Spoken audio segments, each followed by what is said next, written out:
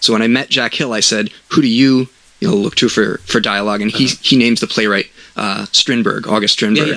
So I wanted to ask you, kind of, do you ever look back to the classical writers, and who are the biggest influences on you in terms of dialogue, either writing or hearing it?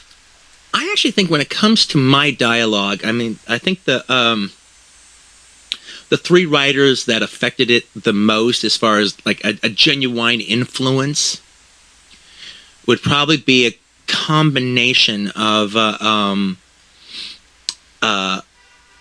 Elmore Leonard, David Mamet, and Richard Pryor.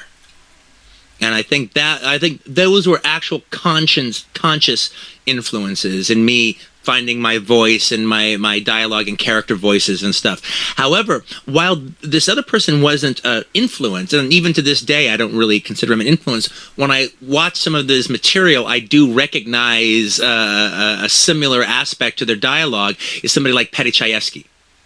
When I watched Paddy Chayefsky, I was actually surprised that, oh wow, that's, as I started to discover, once I started writing, other friends of mine kind of pointed out that there was a symmetry to our dialogue to some degree or another.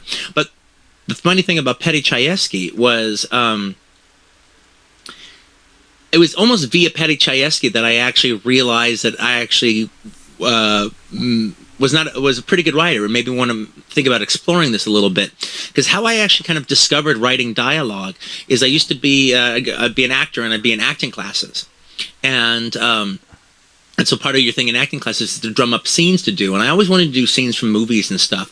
And then I didn't have access to any scripts or anything like that, so I would like go and watch a movie, and then I could remember. I had a good memory, so I'd remember the scene. So I'd go home and write the scene down, and whatever I didn't remember, I would just fill in the blanks myself. Well, little by little, I would just start filling in more blanks and just kind of go off and do my own thing and add to the scenes. That was my first attempt at writing dialogue with stuff like that. And I had forgotten I was doing a scene from Marty, Paddy Chayefsky's Marty, in class. And I was talking to the guy I did the scene with, and he goes, I mentioned what I just mentioned. He goes, "God, Quentin, you're as good as Paddy Chayefsky." I go, "What are you talking about?" "Well, remember when we did Marty, and all of a sudden there's this monologue about the fountain?" "Yeah." "That's not in Marty, that's you." You gave me your handwritten version. I actually have Marty at home, and I go, there's no fountain, there's no monologue about a fountain in this scene, but it fit in perfect with the scene, and I was like, well, it's just as good as the Paddy Chayefsky stuff. And it was him. His name was Ronnie Coleman, and when he said that, it was like the first ding, little tiny dinner bell, like the one around on the side of a table, ding, ding, ding. All right, it was the first little ring that was like, oh, maybe I should pay attention to this. Maybe I should explore this a little bit more.